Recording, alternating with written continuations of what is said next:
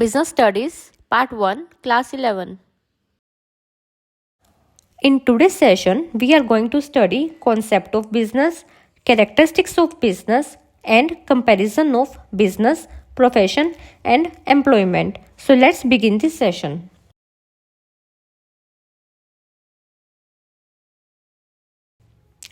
First concept of business. अब daily life में हम एक वर्ड सुनते हैं बिजनेस, तो बिजनेस होता क्या है? काफ़ी कॉमन सा वर्ड है ना, तो आइए इसे जानते हैं। बिजनेस का मतलब होता है इकोनॉमिक एक्टिविटी। अब इकोनॉमिक एक्टिविटी कौन सी एक्टिविटी होती है? इकोनॉमिक एक्टिविटी होती है वो एक्टिविटी जो मनी अर्न करने से रिलेटेड होती है। तो बिजनेस एक इकोनॉमिक एक्टिविटी है जिसके अंदर हम एक्सचेंज, परचेज, सेल और production of goods and service करते हैं with the motive to earn profit, ताकि ये एक्टिविटीज़ करके हम प्रॉफिट अर्न कर सकें और अपने कस्टमर्स के नीड को सेटिस्फाई कर सकें। अब बिजनेस कैन बी बोथ। अब बिजनेस दोनों टाइप के होते हैं, प्रॉफिट ऑर्गेनाइजेशन भी होती है और नॉन प्रॉफिट ऑर्गेनाइजेशन भी होती है। फ़र्क क्या होता है? प्रॉफिट ऑर्गेनाइजेशन वो ऑर्गेनाइजेशन होती है जिनका सोली पर्पस प्रॉफिट कमाना रहता है, और नॉन प्रॉफिट ऑर्गेनाइजेशन वो ऑर्गेनाइजेशन होती है जो सोसाइटी की इश्यूज पे काम करती है, सोसाइटी के इशू सॉल्व करती है, सोसाइटी की बेटरमेंट के लिए काम करती है। First concept of business. Our next topic is characteristics of business and economic activity.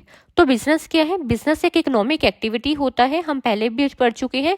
Economic activity का मतलब होता है टू अर्न मनी, जो ऐसी एक्टिविटी जो मनी अर्न करने से रिलेटेड है, राइट। तो बिजनेस एक इकोनॉमिक एक्टिविटी है which include the purchase and sale of goods और rendering of services.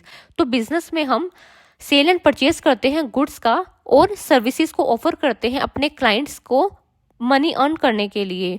For example, wholesaler goods को सेल करता है रिटेलर को, और रिटेलर जो है वो सेल करता है गुड्स को कस्टमर को, राइट। तो इसमें क्या है? सेल्स एंड परचेज इन्वॉल्व है। रिटेलर ने पहले परचेज किया होलसेलर से, देन अपना प्रॉफिट मार्जिन ऐड करके गुड्स को सोल्ड कर दिया कस्टमर्स को। प्रोडक्शन और procurement of goods and services. अब मेरे को एक बात बताइए, अब जो गुड आप कस्टमर को ऑफर करोगे वो आप लाओगे कहाँ से? या तो आप उसको खुद प्रोड्यूस करोगे, उसको खुद मैन्युफैक्चर करोगे, या फिर आप उसको पहले परचेज करके लाओगे होलसेलर से, फिर उसको कस्टमर को ऑफर करोगे। तो देखो, before offering goods to the consumer for consumption, it should be manufactured और प्रोक्योर्ड बाय बिजनेस।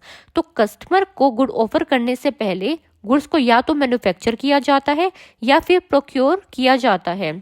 तो हर एक बिजनेस एंटरप्राइज या तो वो मैन्युफैक्चर करेगी गुड्स को जिसके अंदर वो डील कर रही है, या उसको पहले एक्वायर करेगी प्रोड्यूसर से, फिर उसको आगे फर्दर कस्टमर को सेल करेगी।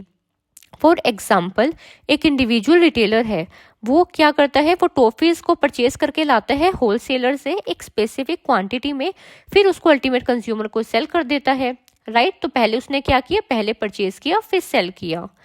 आता है sale and exchange of goods and services. देखो, हर एक बिजनेस एक्टिविटी में जो है वो सेल और एक्सचेंज जो है वो इन्वॉल्व होता है। Every business activity include an exchange और transfer of services and goods to earn value. Producing goods for the goal of personal consumption is not included in business activity. तो ये बोल रहा है कि अगर आप गुड्स को प्रोड्यूस कर रहे हो ताकि उस गुड को आप खुद ही कंज्यूम कर जाओ, तो वो बिजनेस एक्टिविटी नहीं होती है। आपको क्या करना होगा? आपको सेल और एक्सचेंज का प्रोसेस करना होगा, right. So there should be the process of sale और exchange of goods and services exist among seller and buyer. तो ये कहता है सेल और एक्सचेंज का गुड्स जो है वो इन्वॉल्व होना चाहिए बायर और सेलर के बीच में। अब देखो, एक एग्जाम्पल से क्लियर होगा। अब एक लेडी है, वो क्या करती है? वो केक बनाती है घर में, राइट, और उसको फिर पेस्ट्री शॉप में सेल करती है। तो इसको क्या है? बिजनेस एक्टिविटी हम कहेंगे। अब वहीं वो लेडी जो केक बेक करती है वो उसको खुद ही कंज्यूम कर ले, उसको हम बिजनेस एक्टिविटी नहीं कहेंगे। सो बिजनेस में सेल और एक्सचेंज का होना काफ़ी ज़रूरी है। नेक्स्ट कैरेक्टरिस्टिक्स आता है dealing in goods and services on regular basis. तो देखो, एक बिजनेस जो है वो बिजनेस तभी कहलाएगा जब गुड्स एंड सर्विसेज में वो रेगुलर बेसिस में डील कर रहा है। अगर आप एक टाइम सेल कर रहे हो तो उसको हम बिजनेस एक्टिविटी कंसीडर नहीं करेंगे। सो फॉर एग्जाम्पल, अगर एक पर्सन ने अपनी ओल्ड कार सेल कर दी OLX के थ्रू, चाहे उसने प्रॉफिट पे ही सेल क्यों ना करी हो, उसको हम बिजनेस एक्टिविटी नहीं कहेंगे, क्योंकि ये वन टाइम एक्टिविटी है। बट हाँ, अगर वो पर्सन इसको रेगुलर ट्रेड करता है, राइट, तो इसको हम क्या कहेंगे, बिजनेस एक्टिविटी कहेंगे। Next characteristic is profit earning. अब देखो, बिजनेस का सोल पर्पस क्या होता है, प्रॉफिट कमाना, ठीक है। तो जो one of the main purpose होता है बिजनेस का, वो क्या होता है, इनकम अर्न करना by a way of profit. कोई भी बिजनेस जो होता है वो लंबे टाइम तक सरवाइव कर ही नहीं सकता बिना प्रॉफिट के।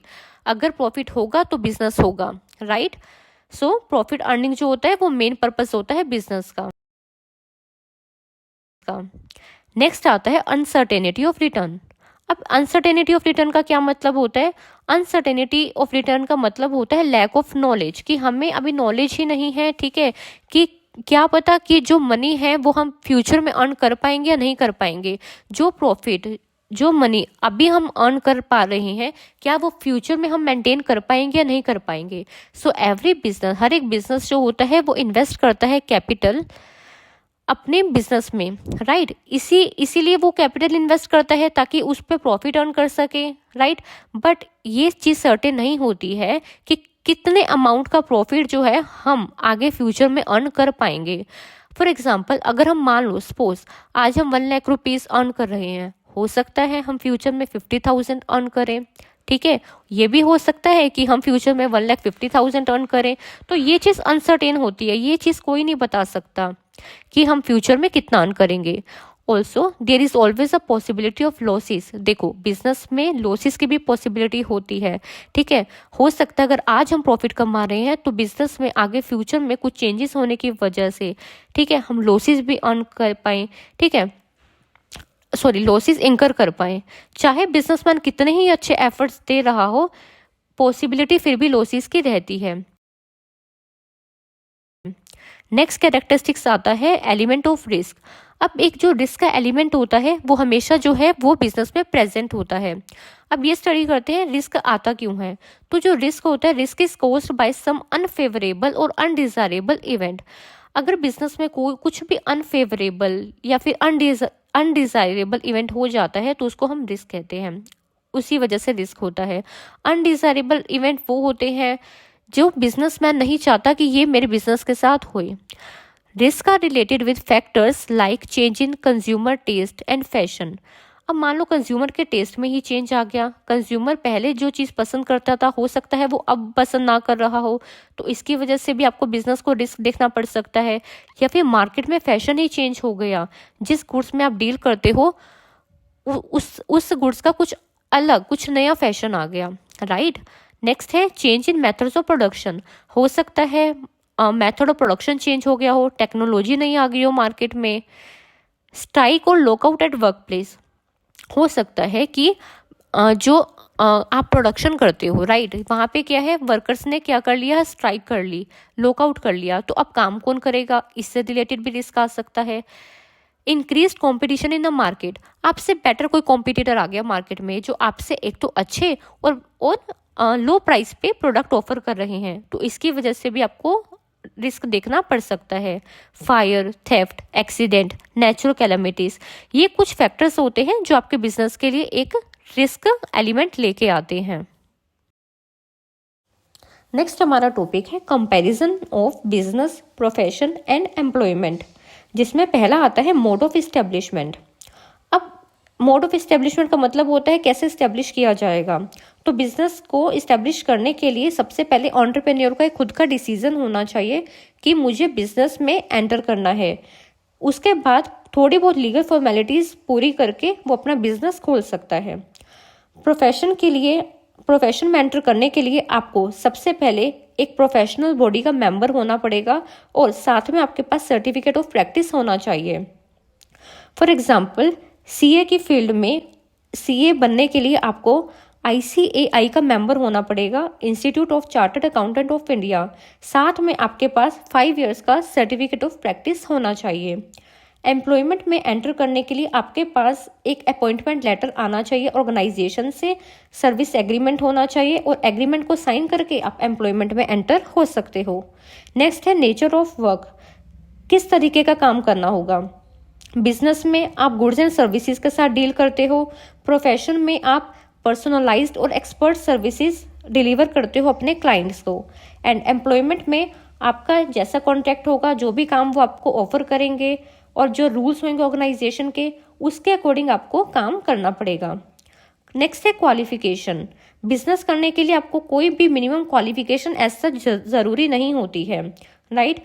प्रोफेशन के लिए आपके पास क्वालिफिकेशन भी होनी चाहिए, आपकी उस प्रोफेशन में एक्सपर्टीज भी होनी चाहिए, एंड आपने उस फील्ड से रिलेटेड ट्रेनिंग भी ले रखी हो। तो अगर ये तीनों चीज़ आपके पास है तो आप प्रोफेशन में एंटर कर सकते हो।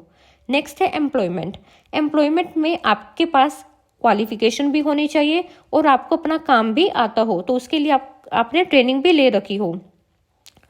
तो qualification and training as per service contract and rules of service, तो जो भी सर्विस कॉन्ट्रैक्ट होगा या फिर ऑर्गेनाइजेशन के रूल्स होंगे उसके अकॉर्डिंग आपके पास क्वालिफिकेशन और ट्रेनिंग होनी चाहिए। नेक्स्ट है रिवार्ड और रिटर्न, तो बदले में आपको क्या मिलेगा ये वर्क करके। बिजनेस में आप प्रॉफिट अर्न करोगे, प्रोफेशन में आपको एक प्रोफेशनल फी मिलेगी, एंड एम्प्लॉयमेंट में आपको सैलरी मिलेगी या वेजेस मिलेगी। नेक्स्ट आता है कैपिटल इन्वेस्टमेंट। अब देखो, बिजनेस शुरू करने के लिए तो आपको कैपिटल इन्वेस्ट करनी पड़ेगी।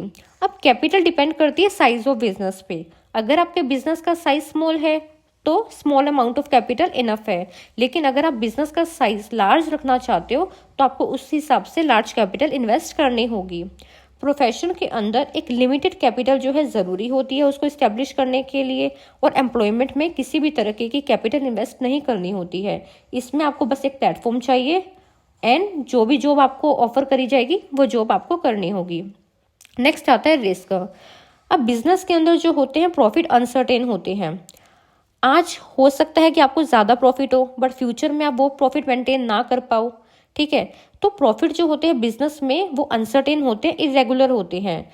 आज हो सकता है 1 लाख रुपीज़ कमा रहे हो, कल 50,000 ही कमाओ, तो प्रॉफिट इरेगुलर होते हैं। और एक रिस्क जो होता है वो बिजनेस के अंदर प्रेजेंट होता है, जो हम पहले स्टडी कर चुके हैं। प्रोफेशन के अंदर देखो, आपको जो फी है वो रेगुलर मिलेगी, ठीक है, और सर्टेन होगी आपकी, बट थोड़ा बहुत रिस्क जो है वो प्रोफेशन में भी इन्वॉल्व रहता है। एम्प्लॉयमेंट में किसी भी तरीके का कोई रिस्क नहीं होता है, और होएगा तो बहुत ही स्मॉल नेचर का होता है। क्यों? क्योंकि यहाँ पे आपको काम करके देना है, अपनी जॉब करनी है, और आपको फिक्स्ड और रेगुलर सैलरी मिलती रहेगी। नेक्स्ट आता है code of conduct. Code of conduct का मतलब बोलता है रूल्स एंड रेगुलेशंस।